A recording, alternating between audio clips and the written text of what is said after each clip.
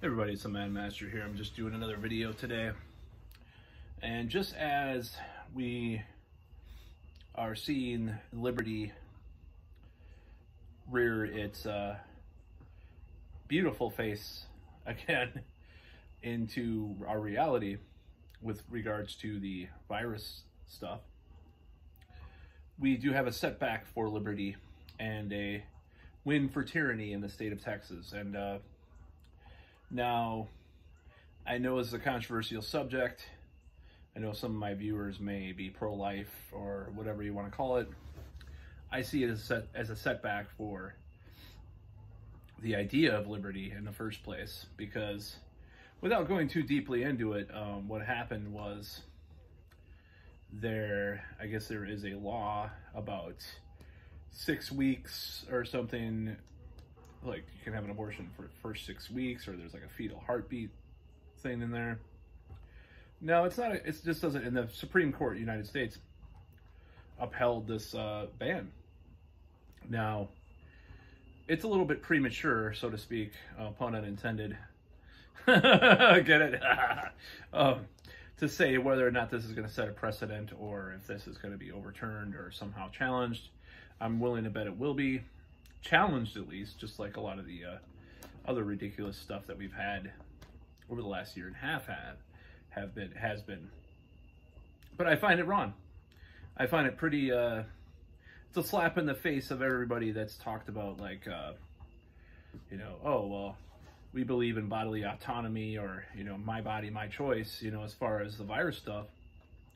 And then, you know, you support this whole thing. I mean, there's no way to prove what constitutes a set, you know, it without getting too far into the abortion issue, it just doesn't make sense to be in that. To me, it's just personal belief.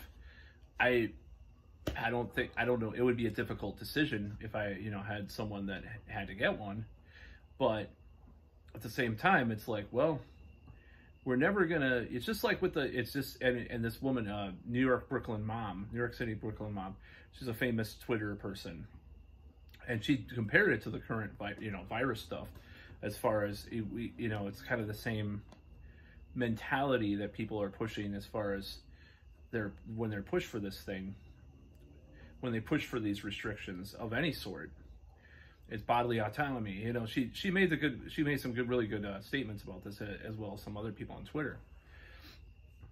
Obviously, some people support it. You know, even some libertarians support banning abortion or restricting abortion. But I just, you know, for me, it's a setback for liberty and for even the current battles that we're in, because you're going to be lumped in to someone like Abbott or some of these laws. If you're talking about, you're going to be further lumped in if you're talking about challenging some of the virus restrictions. Be lumped into some of this stuff. It's like they can point it out to you. Oh, you must be one of those people that supports Greg Abbott's abortion ban. You know, it also creates a hard place to be in, because it's like, well, literally. Because it's like, well, okay, well, what do these mandates and restrictions last for years, because they'll find an excuse to do it. And then Texas is like the mecca for corporations to go, and, you know, all these people, you know, the California's a shithole, you know, so corporations are going there and all these people. But you have this restrictive law in place, so it's like it defeats the purpose of having this, you know, place for liberty. So it's pretty depressing. It's pretty infuriating, in my opinion. That's just my opinion. You know, I don't believe in restricting access to that for women. I just don't. It's not some kind of virtue signaling thing. It's like, well, it's just the practicality of it. Just like with all the virus stuff, it's like, how are you going to ban people from doing this? They'll find a way. You know, it's like drugs or the virus restrictions. Those three things are very similar.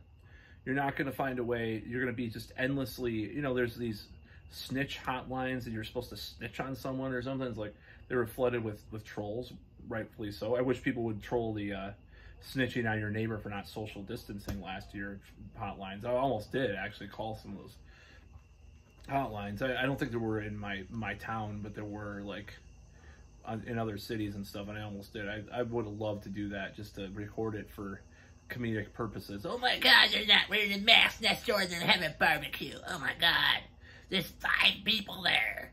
They're hugging. You know, it would have been pretty funny to do some kind of trolling like that. But, you know, they're trolling the abortion snitch hotline, which is definitely what they need to do. They need to fucking stuff it up their ass, you know, or stuff it somewhere else, which is what they're trying to, well, actually, they're trying to stuff something else up there.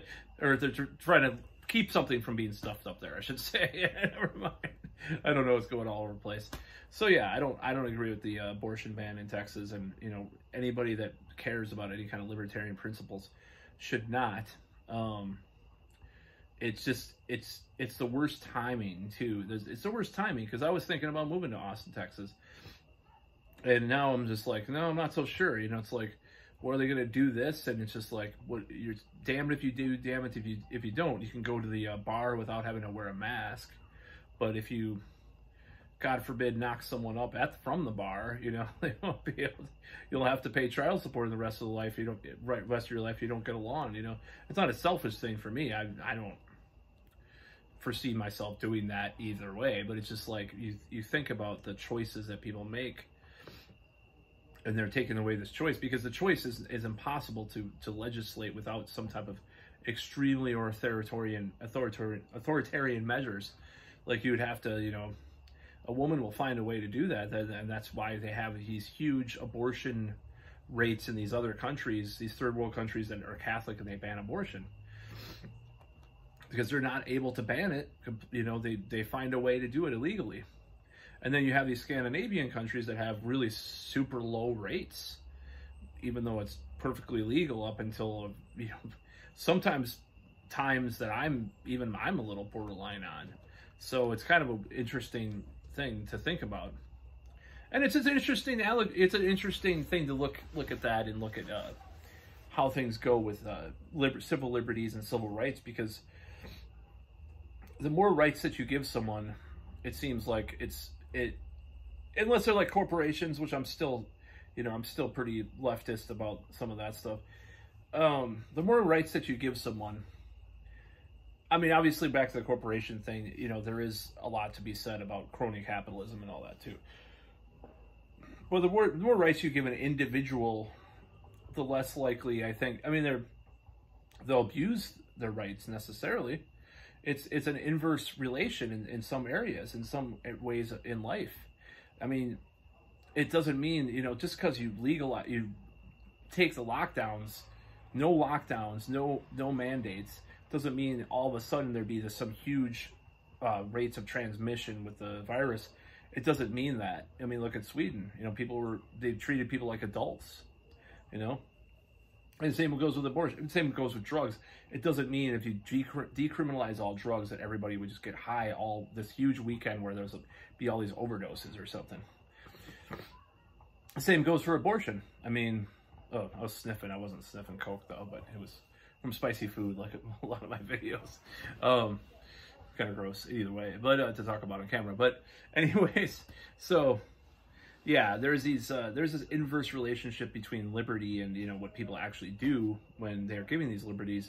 I believe there's something to be said about, you know, the fact that drug wars make drugs worse.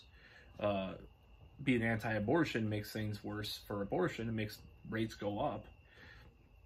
You can't suppress people from doing that. You can't. It's just impossible. It's like, I mean, you could stop people from actually killing children outside of your womb. Yeah, there's laws against that, and there very well fucking should be. But, you know, as far as inside someone's body, it's very difficult to do that, you know, in my opinion. And I think it just sets a bad precedent. And it sets back the cause of liberty that we're facing right now with these virus restrictions and stuff. Because a lot of the people that would maybe be swayed to our side are all of a sudden probably looking at this and like, oh shit, you know. So I think the moderates will, like the moderates with the virus stuff, like some of these people, Monica Gandhi, Zubin Damania, and you know, what's his name, Prasad, you know, these people that are kind of rising in prominence, these doctors, they will rise. I think they're all from East Asia too. It's very interesting now that I think about that. All three that I just mentioned. I would follow all their channels. They're great people. They seem like great people, all three of them.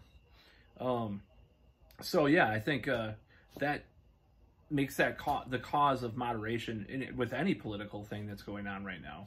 With anything, it's further polarizing to have this abortion ban. It's just not the right direction for anybody that cares about liberty and government overreach, you know, into our personal lives, which it definitely is. And if DeSantis doesn't follow suit, then that's gonna look good on him if he doesn't follow suit. I don't know if he will or not, but, you know, other people don't follow suit. It seems like these guys kind of, you know, it's kind of like dominoes. It's like the domino effect of communism. It's like, oh, one law will be passed and then the other guy will pass it, you know. But it sucks because, you know, I was considering Texas if these mandates went on too much longer. I mean, in fact, I said if there was a lockdown by September, I'd be moving to Texas. But is there a lockdown in this town?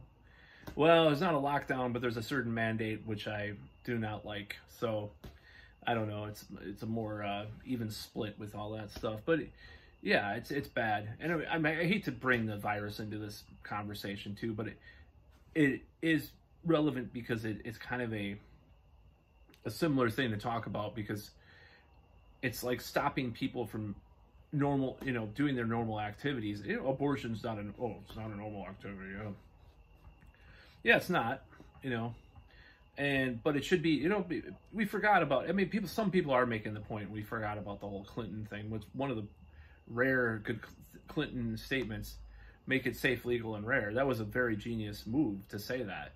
And maybe that people should return to that moderation of the 90s, not the neoliberalism, not the globalization, but the, you know, some of the more moderate, like just demeanors that people had in the 90s, you know. But no, we got to ban abortion. Oh, we got to have, you know, these laws on people, you know, that it's like prohibition. It's like anything like that. It's not murder. Murder you can prosecute, you know, in a more clean, even kind of way.